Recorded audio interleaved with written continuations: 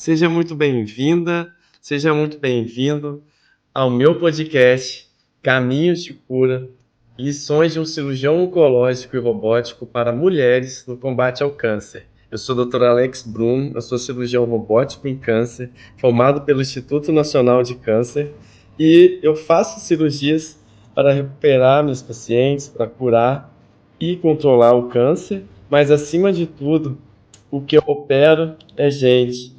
E o que eu gosto mesmo, de verdade, é ajudar as minhas pacientes a enfrentarem o câncer de uma maneira melhor e recuperarem a sua vida de uma forma melhor. Além de prevenção do câncer, aqui eu também vou falar sobre tratamento e as atitudes e conhecimentos para vivenciar de uma forma melhor esse desafio. Então vamos juntos trilhar um caminho de esperança e de cura. Sejam bem-vindos. Hoje é uma live muito especial em que eu separei um tema que serve para qualquer paciente, qualquer pessoa que ajuda alguém que trata o câncer. Então eu vou falar aqui, rever muitos conceitos, clarificar muita coisa. E o fato é que quando a gente trata um paciente com câncer, ele tem muitos medos. Mas quando a gente vai tirando as suas dúvidas com informações e a gente também transforma em ações do que a gente precisa fazer para cuidar daquele câncer, esse medo ele se vai. Então por isso aqui o meu tema, é o que as mulheres e familiares precisam saber sobre o tratamento do câncer. E no final eu vou abrir aí para perguntas. Quem quiser deixar uma pergunta para mim, eu vou ter o maior prazer em responder. Hoje eu trouxe uma live bem voltada tanto para pacientes que acabaram de receber um diagnóstico de câncer, como para pacientes que já estão em tratamento ou aquelas pacientes que nesse momento estão fazendo o tratamento, ou aquelas que terminaram, estão em processo de reabilitação, e para os seus familiares e parentes e amigos, porque com certeza andam juntos dessa paciente, Então a mulher ela tem muitas funções, tanto dentro de casa, como esposa, como mãe, como filha, como a parte também, a mulher tem seu emprego, tem seu trabalho, tem o cuidado que ela tem com ela mesma, que às vezes a gente se esquece. A principal pessoa que a gente tem que cuidar somos nós mesmos, Então esse também é um papel que a gente tem que lembrar que é nosso também. Só a gente é responsável por cuidar de nós mesmos. Então a intenção aqui é dar clareza, sobre o controle, sobre o tratamento, sobre o próprio câncer em si, tá bom? Antes de tudo, eu preciso agradecer aqui, eu tenho 18 anos que eu sou médico, eu quero agradecer a todos os meus pacientes, a todos os familiares desses pacientes e amigos que eu cuidei e cuido até hoje, porque realmente, estar frente a frente com vocês me faz sempre querer melhorar, me faz sempre querer me evoluir, não só como profissional, como médico, mas me faz evoluir como pessoa para ajudar a minimizar, a diminuir e a reduzir qualquer sofrimento que um paciente meu possa aparecer aqui na minha frente. Então, por isso meu agradecimento, pois nesses anos todos, 18 anos de medicina, eu aprendi muito e continuo aprendendo, e cada cirurgia, mesmo que seja pequena ou uma cirurgia grande, me prepara para a próxima. E cada paciente que chega aqui com um diagnóstico novo de câncer me prepara para o próximo. E cada paciente que eu trato e fica curado do câncer ou fica bom da doença, me aumenta ainda mais a minha fé e a minha gratidão em que isso é traduzido, e isso reflete no próximo paciente que vem. Então, por isso eu agradeço a todos vocês, meus pacientes e familiares, por isso tudo, tá? Não poderia deixar de fazer esse meu agradecimento aqui expresso a vocês, tá? Para quem não me conhece, eu sou o Dr. Alex Bruno, Eu sou cirurgião oncológico, sou cirurgião robótico. Tem muitos anos que eu cuido com a atenção das mulheres. É interessante que essa semana, até no sábado, estou até preparando uma aula que eu vou dar num simpósio de acadêmicos de medicina para ginecologia, tá? É uma liga acadêmica da MSCAM e me pediram para dar uma aula, né? Me chamaram como uma referência na área de ginecologia oncológica. E a grande pergunta é como que eu cheguei aqui na ginecologia oncológica, né? Uma das coisas que eu estava preparando, né, na aula é que realmente tudo que me veio aqui à cabeça assim para fazer essa aula, né, para inspirar esses acadêmicos de medicina, é falar que eu um dia fui igual a eles, né? Um dia eu estava ali igual a eles ali para me formar em medicina, né? Eu me formei em 2006 na UFES e antes mesmo de me formar, o câncer já existia na minha vida de alguma forma, porque eu tive parentes que morreram de câncer. E isso me impactou muito, então tinha muitas dúvidas e muitos medos do câncer.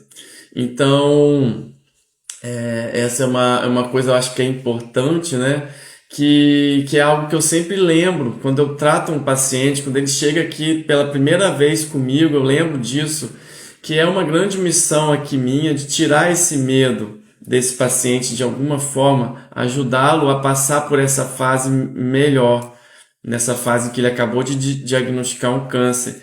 Porque vem sim os medos ali, que às vezes estão enraizados no passado, em experiências dele ou de algum parente muito próximo, que tiveram câncer. Nem todas as vezes o câncer vai evoluir bem, né? A gente sabe que o câncer é uma grande causa de morte, né? Então, a grande coisa é que eu, como alguém que também já tinha minhas dúvidas sobre o câncer, né? Mas eu decidi ser médico, né? Aí a grande coisa é que ao terminar ali a faculdade de medicina, eu sabia que eu queria fazer cirurgia e fui fazer cirurgia. Depois fiz cirurgia geral na Santa Casa de Belo Horizonte por 2 anos. Depois fui fazer cirurgia oncológica. Aí, quando eu cheguei na cirurgia oncológica, lá no Instituto Nacional de Câncer, no Rio de Janeiro, uma instituição enorme, com 4 hospitais, todos dedicados à atenção com câncer, todos os profissionais que ali estavam, professores, nutricionistas, cirurgiões, oncologistas, radioterapeutas, todos cuidando do câncer. Então a grande coisa, e esse é um conhecimento que eu trago hoje aqui, que eu vou passar para você que está me ouvindo, é que o tratamento do câncer, ele segue princípios. Então, quando eu entrei lá para fazer cirurgia oncológica, eu descobri na essência quais são os princípios para tratar um paciente com câncer. Quais são os princípios que eu tenho que passar para ele viver dali para frente. Como que eu vou ajudá-lo a enfrentar tudo que ele pode passar durante um tratamento. Desde uma cirurgia até um processo em que talvez em alguma fase de algum paciente mais difícil, num caso mais difícil que o ser humano não consegue reverter, a gente tenha que ajudá-lo a diminuir o sofrimento, diminuir a dor e assim também seus parentes, né? O que falar para um paciente, o que falar para um familiar de alguém que tem câncer ou teve câncer. Então, isso tudo que eu aprendi lá no Instituto Nacional de Câncer, que um dia era dúvida para mim, hoje não é mais, né? Porque eu trato isso, esse é o meu dia a dia. Mas eu trago como uma missão aqui no meu Instagram em trazer essa informação para você que está me ouvindo, para qualquer pessoa que tenha interesse em ajudar alguém que está passando por um problema com câncer ou o próprio paciente, uma mulher que está nesse momento enfrentando o câncer e vencendo com fé em Deus de alguma forma. E isso a gente vai acreditar, tá? A gente precisa acreditar nisso, porque o câncer, por mais que a gente sabe que é um desafio, ele desafiou tanto a humanidade que a humanidade está cada vez mais pesquisando e uma das principais áreas de pesquisa hoje na área farmacêutica e na própria medicina é a oncologia, né? A oncologia nos desafia muito, mas é no desafio que a gente cresce. E por isso que eu trago aqui esse conhecimento, de que de alguma maneira pode te ajudar, ou você que é familiar de alguém que tem câncer. Tá bom? E voltando ao assunto que eu estava falando, dessa aula que eu vou dar, né? É justamente isso. E com o passar dos anos, a minha formação foi em cirurgia abdominopélvica, principalmente cirurgia gastrointestinal e do aparelho ginecológico, e cirurgias menos frequentes, né, de tumores mais raros, como câncer de pele tipo melanoma. O câncer de pele não melanoma também é o mais comum, eu trato muito, e também os tumores de partes moles. Mas o que eu concentro a atenção aqui muito, principalmente aqui no meu Instagram, é sobre câncer ginecológico, sobre o câncer na mulher, câncer coloretal. E isso eu trago muito aqui informação sobre o câncer gastrointestinal como um todo. Mas a vida foi me trazendo para o cuidado com as mulheres, então por isso a live que eu trago aqui, o que as mulheres e familiares precisam saber sobre o tratamento do câncer. E o câncer, então, é a segunda maior causa de morte no mundo. E no Brasil, também isso acontece, né? O câncer nada mais é do que um conjunto de doenças crônicas em que uma célula que tem ali dentro dela um DNA, o DNA é como se fosse a forma de bolo, de fazer a célula funcionar, de fazer ela replicar. Toda célula carrega em si, dentro dela, o DNA. E o câncer, ele é uma soma, um acúmulo de mutações e defeitos nesse DNA, quando ele não é reparado, quando a célula não conserta o DNA e ele vai acumulando alterações ali genéticas, pode surgir uma célula que ela acaba adquirindo uma função extra de se multiplicar de uma forma desordenada e ela vai perdendo a sua própria função, porque que ela nasceu. Ela acaba sendo uma célula ali que perde o sentido de ser. Ela começa a crescer, crescer, crescer e ela vai infiltrando aonde ela nasce e aí surge um tumor. Esse é o câncer, que tem não só a capacidade de crescer no local, como em alguns casos ele pode, na sua evolução, espalhar pelo sistema linfático, pelas ínguas que estão distribuídas no corpo inteiro, no abdômen, no tórax, na região inguinal, axilar, a região cervical, ou ela pode se espalhar pela corrente sanguínea por outros órgãos que a gente sabe, pulmão, fígado, qualquer parte do corpo, osso. Toda vez que a gente encontra um tumor metastático para essa região, a gente vai entender que ele chegou ali através da corrente sanguínea. Então esse é o câncer. O corpo ele combate o câncer também. A gente sabe que as 3 principais formas de tratar o câncer hoje é a cirurgia, a radioterapia e a quimioterapia. Então cada paciente, dependendo de como tiver o câncer no seu corpo, e daqui a pouco eu vou explicar, a gente vai fazer uma combinação desses tratamentos, ou às vezes um deles, por exemplo, só uma cirurgia, ou por exemplo, só uma radioterapia, ou por exemplo, só uma quimioterapia, ou só uma radioquimioterapia, né? O mais comum é uma combinação disso tudo, né? E aqueles pacientes, principalmente os com tumores iniciais, muitas vezes a resolução do problema deles está numa cirurgia. A cirurgia ela pode ser aplicada para um paciente com câncer em até 90% das vezes, ou numa biópsia, ou numa cirurgia para dar algum tipo de alívio para esse paciente, ou mesmo numa cirurgia para tratar o câncer. Esse é o papel da cirurgia. E falando um pouquinho mais de câncer, né, como eu falei, o câncer é um conjunto de mais de 200 doenças, mas eu posso dizer que quanto mais a gente for estudar o câncer, mais a gente vai entender que os tumores eles são diferentes. Até mesmo quando a gente fala câncer de mama hoje, que é o tipo mais comum de câncer na mulher, fora o câncer de pele não melanoma, o câncer de mama você pode subdividir ele em vários tipos. Câncer de ovário, mesma coisa. Câncer de endométrio, mesma coisa. Câncer de intestino, câncer de pulmão.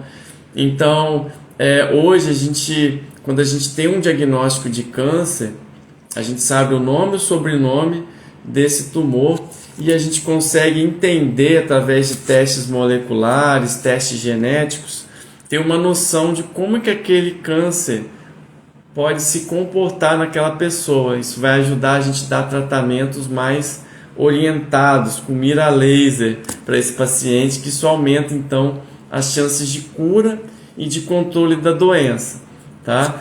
Então, isso é importante, né? Essa primeira fala é importante, porque até mesmo uma paciente que teve um câncer de mama, por exemplo, e ela acabou de ter o diagnóstico do câncer de mama, não necessariamente o tipo que ela teve é o mesmo de alguém que ela conhece, ou de alguém que às vezes não teve um caso um tanto sucesso, por exemplo, porque o câncer varia de pessoa para pessoa. O próprio corpo combate o câncer, por exemplo, o sistema imune combate o câncer.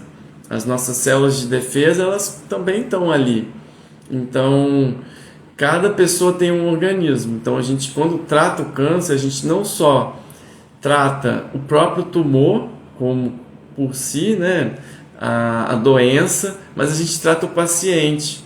A gente procura dar para ele não só condições físicas, e também soluções que ele pode gerir aquilo ali de uma melhor forma, tanto da parte mental, tanto da parte espiritual, tanto da sua parte física, como que a gente pode lidar com isso melhor, da parte nutricional. Tudo isso a gente tem que interferir para aumentar as chances de um bom tratamento dar certo, tá? Então, o que está causando câncer na população? Então, o que a gente sabe é que as pessoas estão vivendo mais.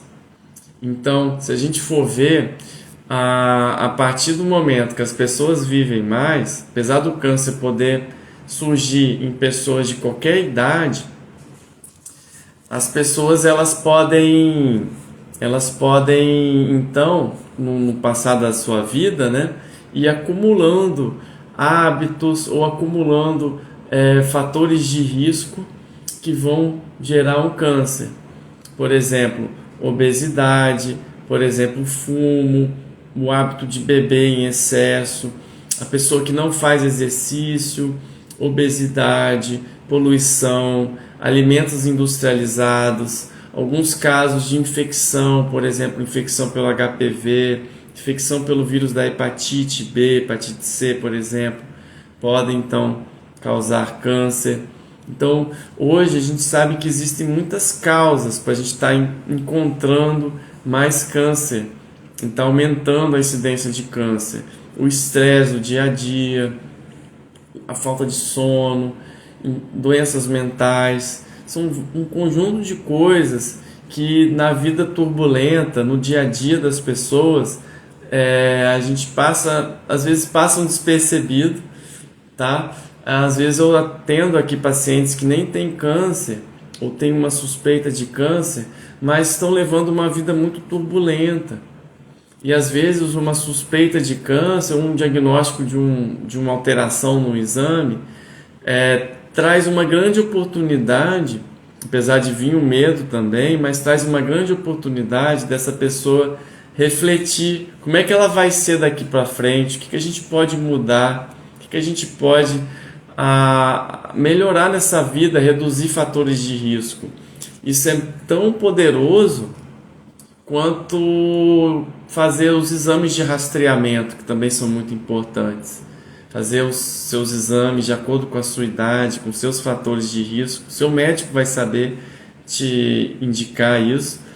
Também faz diagnosticar o câncer precocemente em um momento em que o câncer não tem nenhum sintoma. Isso é quando a gente faz um exame, que a gente chama de exame de rastreamento, por exemplo, mamografia, preventivo, colonoscopia, no caso dos homens, né, o PSA, exame de toque, são todos exames de rastreamento. No caso das mulheres, ultrassom ginecológico, em alguns casos ajuda também, o acompanhamento com o ginecologista, o exame físico. Então tudo isso vai ajudar essa mulher, caso tenha alguma coisa, procurar logo e ir para o tratamento. Porque o câncer, quando ele é diagnosticado no início, a chance de cura é maior, as sequelas costumam ser menores, porque você precisa fazer um tratamento menos agressivo, e também as chances de cura, como eu falei, e recuperação aumentam bastante. Então é importante a gente dar foco para isso, tá bom? Outra coisa eu falei é a idade, né? A maior parte dos casos de câncer são diagnosticados em pessoas acima de 65 anos. Então, às vezes, a gente vê um paciente, às vezes até idoso, chega para a gente aqui com um diagnóstico de câncer, e às vezes não sabe por quê, ou não sabe explicar, às vezes nem tem tantos fatores de risco, mas a própria idade por si já é um fator de risco. E pela minha experiência, que a gente entende também, tem duas faces. O paciente idoso, a gente tem que ter mais cuidado com ele, porque a saúde dele é mais frágil. Esse paciente idoso, ele tem uma família que a gente tem que dar muita atenção. Ele, às vezes, mesmo idoso, ele ainda é funcional, ele faz as suas coisas, ele até trabalha. Ou ele trabalha em casa cuidando de alguém, de um ente querido.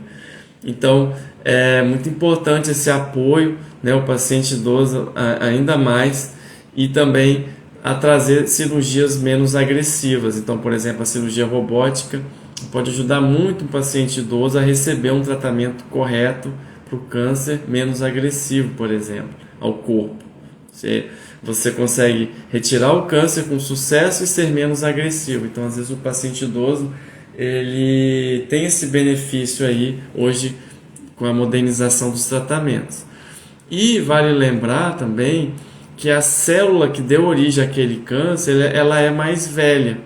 Então é uma célula que tem uma tendência, isso não é uma regra, mas existe uma tendência do câncer ser menos agressivo. E do câncer no paciente jovem, principalmente antes dos 30, ou assim numa fase precoce, antes da idade natural do câncer aparecer, tem uma tendência, isso também não é uma regra, tá? Mas tem uma tendência a ser mais agressivo, porque a célula é mais nova, tá? Então era esse que eu queria falar. Nisso tudo, o resumo é que as pessoas estão vivendo mais, tanto por ficarem curadas do câncer, como também por ficarem controladas. Então eu sempre costumo falar para os meus pacientes, a gente quando tem um diagnóstico de câncer, o câncer como sendo uma doença crônica, a gente tem que entender que existem duas coisas que a gente vai buscar para esse tratamento. É a cura, né? A cura é o melhor, né? Se a gente conseguir curar um paciente com câncer, é o melhor que a gente pode conseguir, isso não tem nem discussão. Mas em alguns casos, em tumores mais desafiadores, se a gente consegue controlar essa doença por muitos e muitos anos, com essa pessoa mantendo funcional, isso também é algo que a gente vai buscar. Então a gente está sempre buscando o equilíbrio dentro da saúde que aquela pessoa tem, né? Então a pessoa ela tem ali um tumor, mas a gente também vai sempre olhar como que está a saúde desse paciente, como é que ele tem esse cuidado, ele tem alguma doença associada, uma pressão alta, um diabetes, tem alguma outra patologia que a gente vai ter que dar atenção para a gente recuperar esse paciente bem. Então tudo isso a gente vai ter que estar dando atenção. E nos casos em que a doença for mais agressiva, em que a gente não tiver diante aí de pacientes difíceis, dificilmente curáveis, só da gente entender essa doença como uma doença que não pode ser curada, isso ajuda a gente a melhorar o tratamento que vai ser dado a essa pessoa e também dá mais conforto e dá mais qualidade de vida e reabilitação. Então, eu tenho pacientes que têm mais de 10 anos tratando câncer, que já surgiu espalhado lá atrás, quando eu operei há muitos anos atrás, mais de 10 anos, e que hoje estão vivos, para eu contar essa história aqui para você. Então, como eu falei, né, eu como médico, né, tenho 18 anos de medicina, é muito, quando eu penso assim, é muita coisa mesmo, mas quando eu acabo de receber aqui um paciente com câncer, eu tenho que então receber esse paciente e tentar trabalhar os medos ali que ele tem, como eu falei, e eu tenho que transmitir para ele o meu conhecimento, e muitas vezes o meu conhecimento mostra que aquele câncer tem solução. Então, quando o paciente chega aqui na minha frente, está aqui no meu consultório, aqui na Reta da Penha, na Clínica Almeida Leite, aqui onde eu atendo com a minha esposa, que é endocrinologista, esse paciente ele não sabe muito sobre o câncer. Pode ser que ele procurou no Google, pode ser, como eu disse, que ele teve uma experiência ruim, mas está aqui a minha função em explicar para ele o que ele tem na verdade, como que vai ser o tratamento daqui para frente, porque esse paciente vai ter medo, ele tem mesmo, tá frente a frente com o desconhecido, e o maior inimigo do medo é a ação e a informação.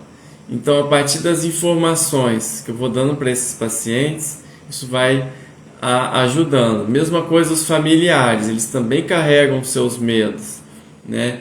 E se a gente for ver, 90% do medo está baseado em coisas que não aconteceram e coisas que não vão acontecer. Então, quando a gente dá atenção para isso e começa a racionalizar tudo, será que esse medo aqui que você tem é real? Será que isso mesmo vai acontecer no seu caso?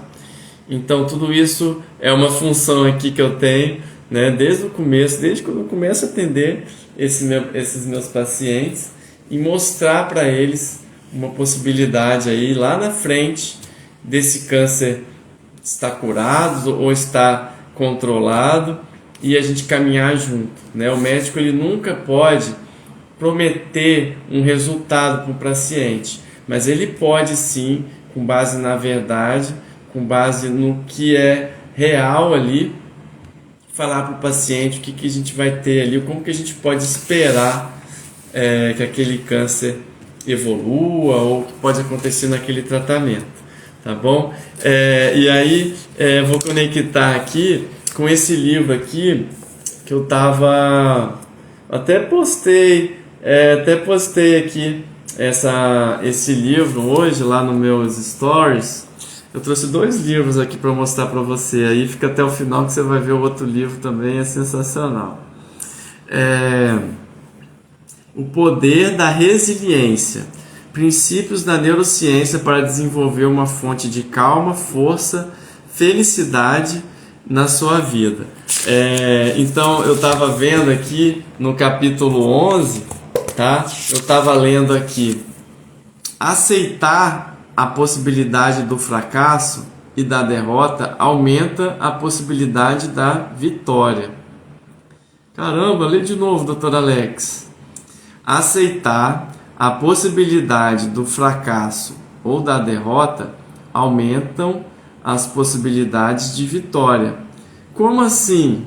Então, ele continua falando: algumas pessoas temem que, se a gente aceitar a possibilidade do fracasso, elas vão se tornar fracas e desistirão. Mas é justamente o contrário. Na verdade, quanto mais se dispuser a fracassar, mais provável que tenha sucesso. E o medo do fracasso, ele é penoso. Ele é como se fosse um tijolo na sua mochila, enquanto você caminha pela estrada da vida. E a preocupação com o fracasso demanda atenção, energia que será desperdiçada. Então veja como essa parte desse livro, né, um livro que vale a pena a leitura, Poder da Resiliência, mas ele fala justamente isso, se a gente está dando o nosso melhor, isso até coloquei lá, eu estou dando o meu melhor no meu tratamento, eu estou com o meu médico aqui, que eu confio nele, parte do seu tratamento passa por você acreditar, e parte do tratamento do médico é do seu médico acreditar, e você sentir que o seu médico acredita no seu tratamento, que ele está interessado em te ajudar, isso também ajuda no seu tratamento, na sua cura. Isso não sou eu que estou falando, a literatura mostra isso. Quando o paciente sente também, por isso que é importante você achar o seu médico. Quando o paciente sente que aquele médico está realmente disposto a tratar, a entender ele de fato, como que ele pensa, como que ele vive, como que ele lida com aquele problema, como que ele traz no dia a dia, né? E a gente consegue só ajudar nisso na caminhada, né? Andando junto com os pacientes. Então, como eu disse, nessa caminhada a gente carrega uma mochila nas costas do tratamento do câncer. Mas o que a gente pode fazer para tirar o peso dessa mochila e fazer a gente caminhar mais leve, né? Então esse livro aqui falou para a gente que só o fato de você desapegar do medo do fracasso já te bota ali na frente, porque esse medo, muitas vezes, como eu falei que ele é irreal, ele vai ficar só pesando na sua mochila, só te atrapalhando, te gerando uma energia ruim. Ao passo que, se desde o começo você acredita na sua cura, que você vai vencer essa doença de alguma forma, essa grande chance que você vai se conectar com a resolução desse problema.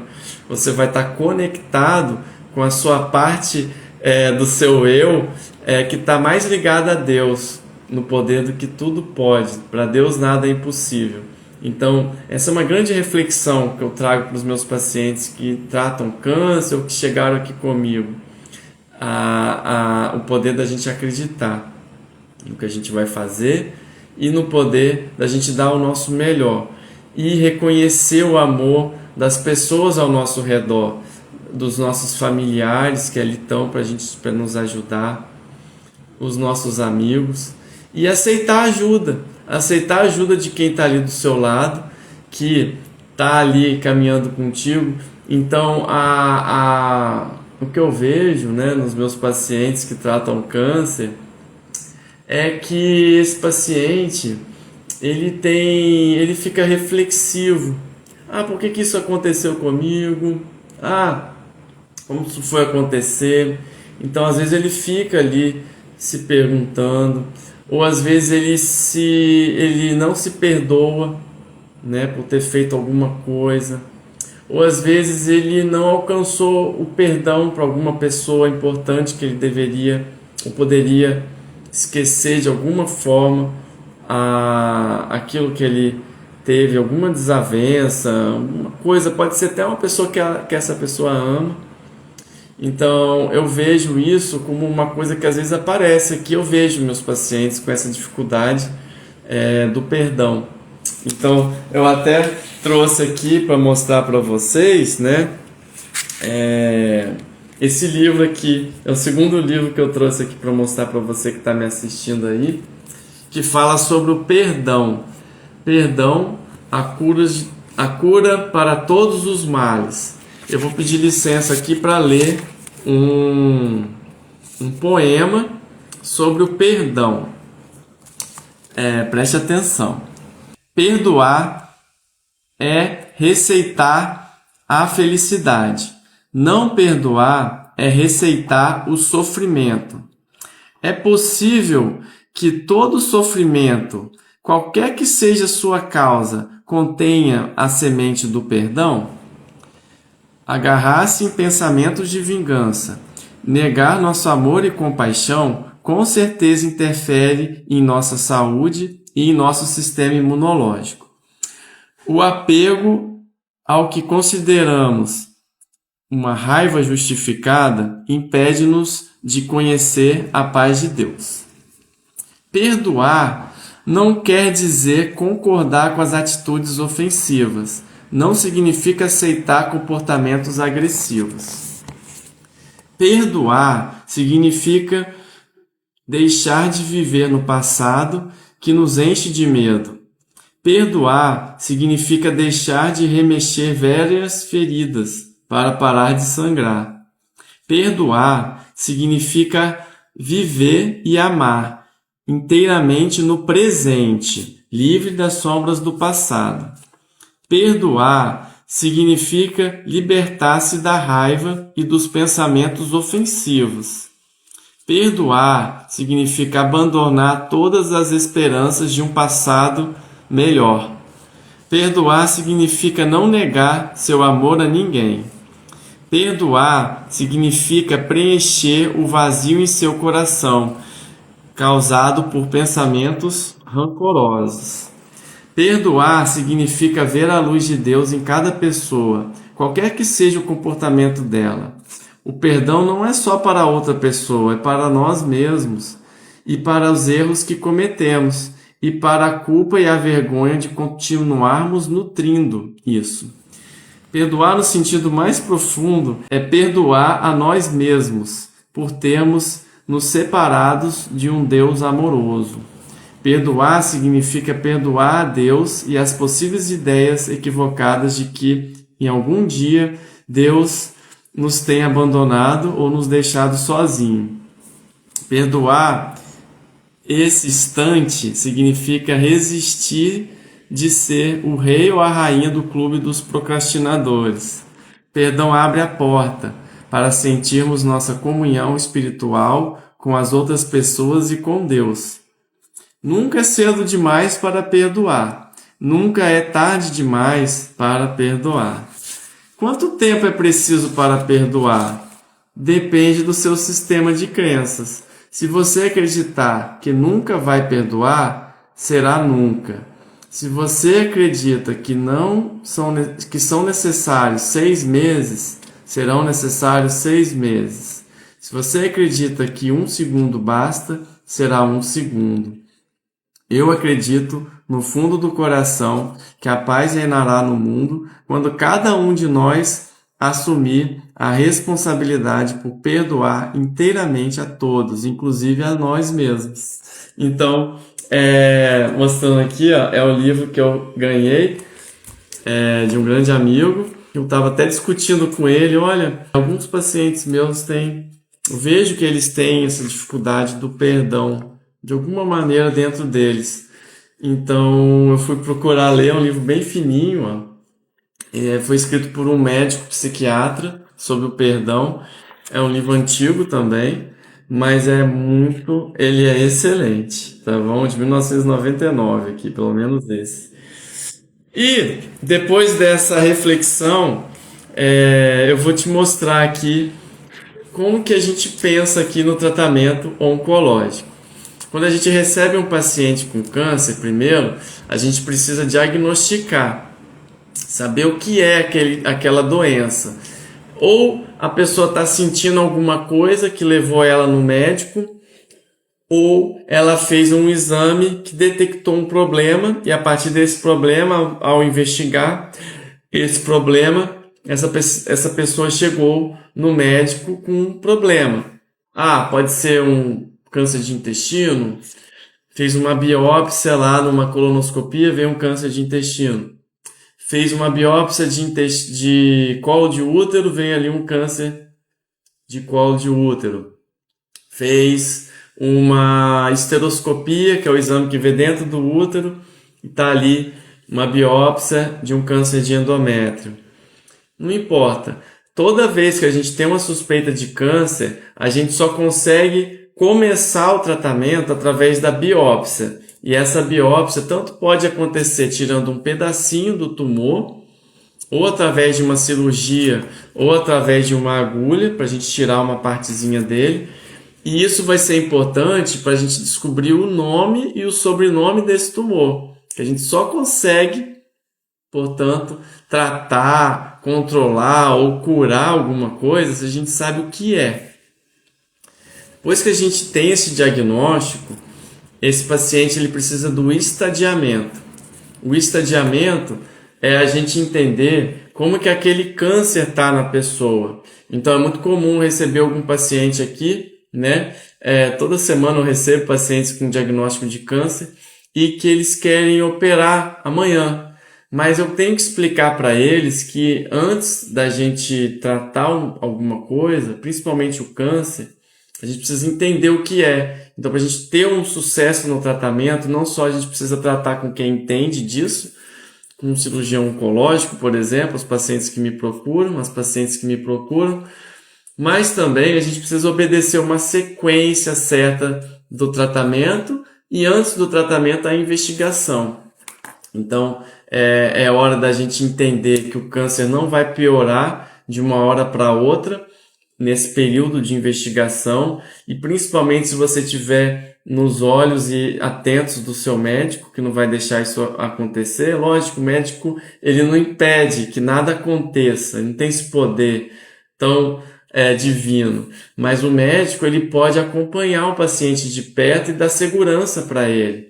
Olha, eu vou estar aqui com você durante essa fase inicial, antes do seu tratamento, antes dessa cirurgia.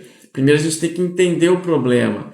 E parte da nossa consciência, da gente entender o problema, da gente solucionar ele. Então, o estadiamento nada mais é da gente entender como que o câncer está no corpo. Sendo simples na minha explicação, o estadiamento 1 é o câncer que está restrito aonde ele nasceu. Ele certamente vai ser mais fácil de ser curado. O estágio 2, ele começou a crescer um pouquinho mais aonde ele nasceu. Pode demandar uma cirurgia um pouquinho maior, ou um tratamento um pouco mais agressivo. Agressivo que eu digo no sentido de demandar mais tratamentos. Rádio, quimioterapia, cirurgia. O estágio 3, ele começou a espalhar na região onde ele nasceu. Por exemplo, para ínguas. E o estadiamento 4, que é quando a gente fala que o câncer é metastático no corpo. É o que a gente chama de doença sistêmica. Ela acabou por se espalhar pelo corpo. E na consciência disso, que essa doença se espalhou, vai ajudar a gente a entender. Eu começo por uma cirurgia, eu começo com uma quimioterapia, eu começo com uma quimio-radioterapia, ou eu começo hoje com algum tratamento de imunoterapia, terapia-alvo molecular. Então, veja, tudo isso partiu de entender o problema. E esse estadiamento existe para facilitar a comunicação entre os médicos.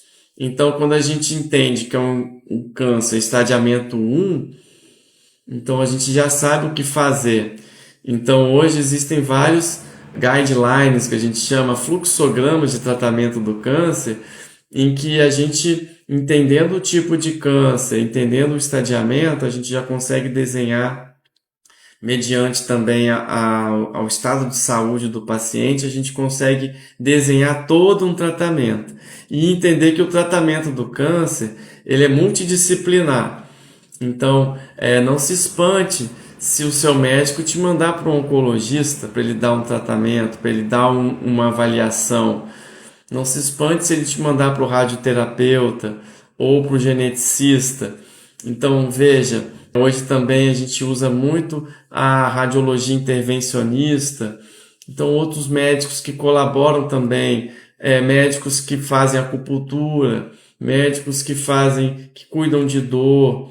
Então, hoje, é muito mais do que um tratamento só para o câncer, a gente tem múltiplos tratamentos que a gente precisa combinar na ordem certa para a gente conduzir esse paciente para um melhor resultado. Então, é importante a gente saber disso.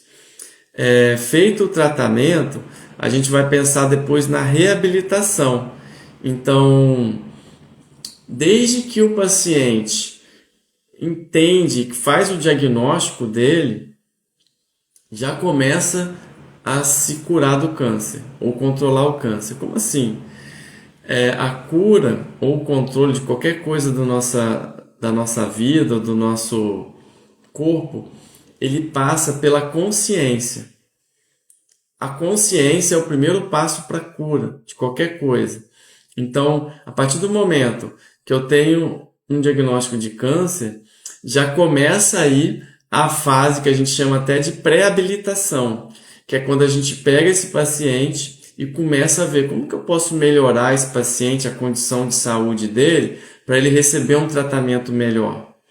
Eu vou começar aqui uma educação física antes dessa cirurgia, eu vou começar uma nutrição pré-operatória, vou mandar esse paciente para o psicólogo, para o psiquiatra, sexóloga para as mulheres, né? Muito importante isso também. Eu vou pegar esse paciente e dar mais condição para eles caminhar mais firme, né? Hoje eu tenho aqui, não só eu faço com as minhas pacientes as cirurgias, né? Como eu disse, o agradecimento no começo da live, se você chegou agora, a primeira coisa que eu agradeci aqui foram todas as minhas pacientes e familiares que, dentro desses 18 anos de medicina, me desafiaram a me tornar uma pessoa melhor, tanto como médico para fazer uma cirurgia melhor, mas também para cuidar melhor desse paciente. Então, hoje eu trago aqui no meu consultório para essas pacientes um acompanhamento especial, fazer essa pessoa encarar essa doença como de alguma forma melhorar a sua vida. E quando acaba o tratamento, vem a reabilitação. Aí a gente vai reintroduzir essa mulher nas suas atividades do trabalho, nas suas atividades familiares, na sua rotina, no seu dia a dia. Então é algo que eu estimulo muito as minhas pacientes a voltarem seu autocuidado, a voltar também tudo que é relacionado aí ao que ela gosta de fazer, atividade física. Isso vai ser fundamental tanto para o câncer não voltar, mas também para o câncer, para a pessoa se ver mais livre do câncer. Então hoje a gente sabe que o exercício físico, meia hora, 5 vezes na semana de exercício físico, atividade moderada a intensa, é capaz de reduzir a chance do câncer voltar. Por quê? Porque o exercício, ele promove no corpo como se fosse um ambiente desfavorável ao câncer, porque ele aumenta o sistema imune, porque ele melhora a circulação, melhora a oxigenação dos tecidos, melhora a parte cognitiva, melhora o sono da pessoa, a alimentação. Então, às vezes, um bom hábito, igual é o bom hábito do exercício físico, ele carrega junto um bom hábito de alimentação, ele carrega junto um bom hábito de pensamentos, ele carrega junto uma higiene do sono. Então, o que a gente chama de hábito angular. Hábito angular é aquele hábito que, quando você consegue praticar ele com consistência, ele puxa todos os outros hábitos bons. Então, o exercício físico é um deles, um hábito angular que eu costumo orientar as minhas pacientes, além de fazer e voltar a fazer as coisas que elas gostam, né? Então, ter um hobby, estar junto da família. Então, teve uma paciente aqui que me falou, né, que eu preciso falar aqui para você que está me ouvindo, que o câncer, né, essa paciente tem 74 anos, eu operei ela de câncer de ovário 2 vezes, 2019 e 2020. Essa paciente, ela tem 5 anos que ela luta com câncer de ovário, ela tem 74 anos, ela é uma paciente idosa, mas ela é muito forte, e muito forte mentalmente também. E é um grande exemplo, ela faz um dos meus programas de acompanhamento, uma das pacientes que eu atendo é ela. E ela me falou essa semana, num encontro online que eu faço de 1 hora com elas, a cada 15 dias, ela me falou que o câncer, ele é para pessoas fortes. O câncer, ele fez dela uma pessoa mais forte, porque quem trata o câncer não é uma pessoa fraca. Precisa ser forte para tratar o câncer. Palavras dela.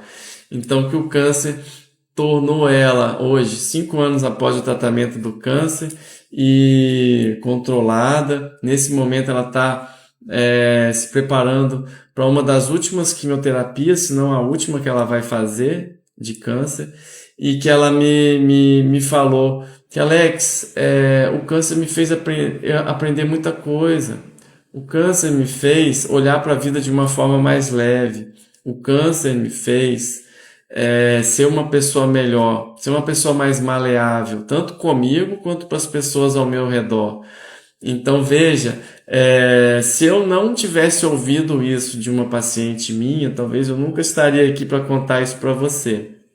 Mas, como eu já ouvi isso muitas vezes e surpreendentemente continuo ouvindo isso a cada dia, e também isso é uma missão para mim, trazer isso aqui no Instagram, trazer isso no meu podcast Caminhos de Cura, lições de um cirurgião oncológico e robótico para mulheres no combate ao câncer, é essa mensagem que, por mais difícil que o câncer pode ser, ali pode estar uma semente de um benefício ali na frente. Então, o câncer pode ser um grande desafio, mas ele pode causar de alguma forma para você um benefício lá na frente, nem que seja de viver melhor, de dar mais vida ao tempo que te resta. A gente fica muito preocupado em quanto tempo resta para a minha vida, quanto tempo eu tenho. Mas a minha pergunta é, o quanto de vida você vai botar no tempo que te resta? Então, só Deus sabe, é um segredo de Deus com a nossa alma, quanto tempo que a gente vai durar aqui nesse plano material. É um mistério. Mas esse mistério, ele é muito bom e ele é milagroso porque ele nos faz viver no presente, dar atenção às mínimas coisas. Afinal, a felicidade mora nos momentos comuns. A felicidade, ela não está lá quando você atingir a cura do câncer. A felicidade está no hoje, em você, de alguma forma, agradecer o que você tem. Você abriu o olho, você está ali diante de um desafio, mas você vencer aquele dia. Você não vai vencer todo o desafio do câncer num dia só, nem tem que vencer o desafio do câncer num dia só. Vão ter o dia, depois outro dia, depois outro dia e depois outro dia. E assim vai ser tanto para você, se é o seu caso, se você já teve ou tem diagnóstico de câncer, ou se você é um familiar ou ente querido de alguém que está cuidando do câncer. Você não vai ajudar ele nos 4 ou 5 anos até ele atingir a cura, ou o critério de cura, como a gente fala. Mas você vai ajudar esse seu ente querido no dia a dia, dando amor para ele em cada dia. E você que está fazendo o tratamento do câncer, aceita ajuda, porque essa pessoa que te ama, ao te ajudar, ela vai se sentir melhor. Isso também é um recado que eu queria dar para os entes queridos e para as pessoas que estão cuidando, que tem o câncer, né? Porque às vezes aparece pessoas aqui e falam, não, toda a vida eu que cuidei de tudo, toda a vida eu sempre fui o esteio de todo mundo. Mas sim, essa hora, pode ser que essa doença venha te ensinar alguma coisa. Será que você também pode pedir colo para sua família? Será que você, então, como a minha paciente disse, pode ser mais maleável, menos exigente consigo mesmo? Então, são várias reflexões que, infelizmente, a doença veio, mas a gente não vai procurar não aceitar, né? Se ela está aí, a gente vai ter que aceitar que ela está aí. E como eu falei, uma das formas da gente ter menos peso na nossa mochila é a gente aceitar aquela situação, pensar positivo e levar para o bem, né? A última reflexão que eu quero trazer aqui para você que está me ouvindo é que é muito comum um paciente com câncer buscar esperança, né? Esperança, ela é tudo para nós. Esperança, quando você tem um diagnóstico de câncer, tudo que você quer é ter esperança. E às vezes as pessoas podem pensar que a esperança é um sentimento ou é uma emoção, mas esperança é algo que a gente pode aprender, que a gente pode desenvolver. Não é só um sentimento, uma emoção. Ela é uma maneira de pensar. Gosto muito de refletir isso no princípio que a esperança é uma trilogia: metas, caminhos e ações. Então, se você está com um diagnóstico ou tem um diagnóstico de câncer, ou uma recidiva de um câncer que voltou, ou você está enfrentando o tratamento, procure ter esperança baseado nas metas, caminhos e ações. Como é isso? As metas, o que o meu tratamento aqui pode me dar? Só seu médico vai saber te dizer, tá? Esse meu tratamento é para curar ou esse tratamento é para controlar a minha doença?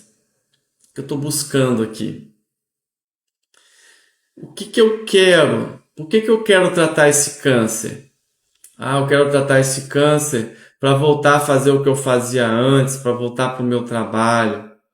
Eu quero, quando eu terminar esse tratamento, fazer uma viagem em família, fazer uma comemoração, uma festa, um aniversário. Quero participar de um casamento.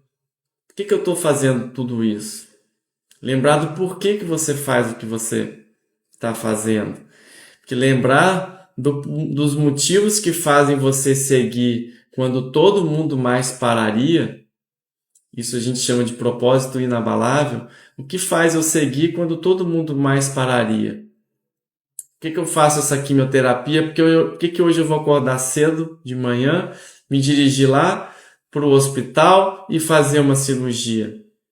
Não, é porque eu quero estar livre do câncer, eu quero viver, eu quero me livrar dessa dor, eu quero me livrar desse problema, eu quero estar presente para os meus filhos, eu quero ver meus netos. Isso é uma coisa muito forte para você. Então lembrar disso vai te dar ainda mais força no momento que sim, não posso garantir para você que todos os dias vão ser bons. Vai ter dia difícil, desafiador. Mas sim lembrar do que te faz seguir quando todo mundo mais pararia, vai te dar ainda mais força. Então, entender a sua meta vai ser muito importante e entender qual que é a luz do fim do túnel. O que eu estou buscando com esse tratamento vai ser muito importante. Meta. Caminhos, a partir da meta, você, como eu disse, entendendo o problema, seu médico vai definir um caminho, um tratamento para você. Passa pela quimio primeiro, passa pela cirurgia, ou passa só pela cirurgia, ou passa pela rádio, pela imunoterapia, enfim. O seu tratamento vai ser desenhado para o seu caso, como eu disse. Ele é feito para você, baseado em ciência, baseado nos fluxogramas mais atuais do tratamento do câncer, mas ele vai ser feito para você. A gente vai entender um caminho. E nesse caminho a gente vai entender e ser maleável que esse caminho ele pode sofrer desvios de rotas. Você às vezes vai precisar recalcular a rota e está tudo bem. Nada é perfeito, como a gente às vezes quer que seja, né? Quer dizer o quê? É o dia a dia, é o seu médico junto de você, você tem um médico amigo do seu lado para te ajudar a recalcular essa rota para chegar na sua meta. E quando você começa a caminhar, né, você vai depender das suas ações. Então, essa caminhada com consistência para sua meta, né? Metas, caminhos, ações. As ações vai ser o seu dia a dia. Vai ser você vencendo cada dia. Como eu disse, você não vai vencer todo o tratamento num dia só. É cada dia. Hoje eu tenho que fazer o risco cirúrgico. Concentra nesse risco cirúrgico. Concentra nas outras coisas que você pode fazer, em coisas que vão te energizar, em coisas que você gosta de fazer. Não viva para tratar o câncer. Trate o câncer para viver, né? Então, isso vai ser importante. E a fé em Deus, em si mesmo, vai te levar a ter essas ações e você vai ver que nessa caminhada, nesse dia a dia, quando você for ver, olha, eu tô bem, olha, já passou um ano que eu tratei, já passou 2 anos. E aqui tá eu aqui para te dizer que sim, tem gente para te ajudar, tem seus familiares, seus amigos, tem Deus, tem você, tem a sua crença, tem a crença dos seus médicos e a vontade de Deus para te levar o quanto for longe possível para você viver muito e quem sabe sim curar o câncer. Então, esse então foi o meu recado de hoje. Eu vou abrir aqui para perguntas. Espero que vocês tenham gostado. Quem chegou por último pode ver a live que ficou gravada, tá? Vai ficar gravada e você pode assistir a qualquer momento. Alguém que está aí, quero agradecer quem está aí. Com muito orgulho que eu trago esses assuntos aqui e com um senso de colaboração e que eu sei que alguém que pode estar assistindo essa live ou a gravação dessa live vai ter mais ânimo, vai ter mais força. Alguém às vezes que eu nem conheço e que sim, se você precisa de mim aqui no consultório, pode ficar livre aí para me mandar uma mensagem, me mandar uma pergunta. E quem quiser agora também fazer uma pergunta sobre qualquer coisa, pode fazer. Sinara, sou sua fã. Moro em Porto Seguro, na Bahia. Tive 3 cânceres e acompanho aí em Vitória. E suas lives me ajudam muito a entender e saber que tudo fica bem. Amém, Sinara, amém. E é justamente esse depoimento que precisa, às vezes, né? Hoje eu atendo aqui na minha clínica, tá? Pacientes aqui que me procuram. Mas quando eu trabalhava no SUS, isso eu via demais, é que quando, quando um paciente que às vezes terminou o tratamento sentava do lado de alguém que acabou de diagnosticar o câncer, mesmo tipo de câncer, aquela paciente ali já há 5 anos do tratamento, curada, nossa, como eu comemorava quando a paciente chegava para mim para eu atender, primeira vez com câncer, por exemplo, de colo de útero, que era algo que eu fazia muito lá no Hospital das Clínicas, com muito amor e muito orgulho.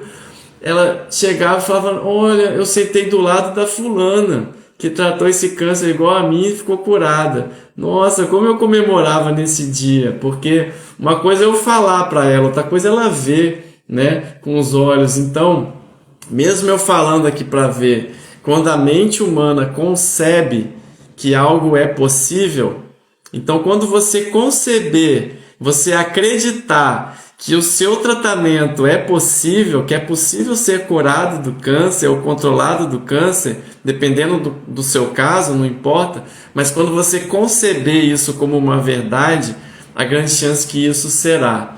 Então, isso é bíblico, né? O que você acredita no fundo da sua alma, assim você é, né? Até bíblico. Então, com essa mensagem final, eu me despeço de vocês. Gratidão. Um beijo para vocês. Fiquem com Deus e até a próxima. Obrigado, amém. Recebo. Deus te abençoe. Amém. Obrigado. Obrigado. Fiquem com Deus.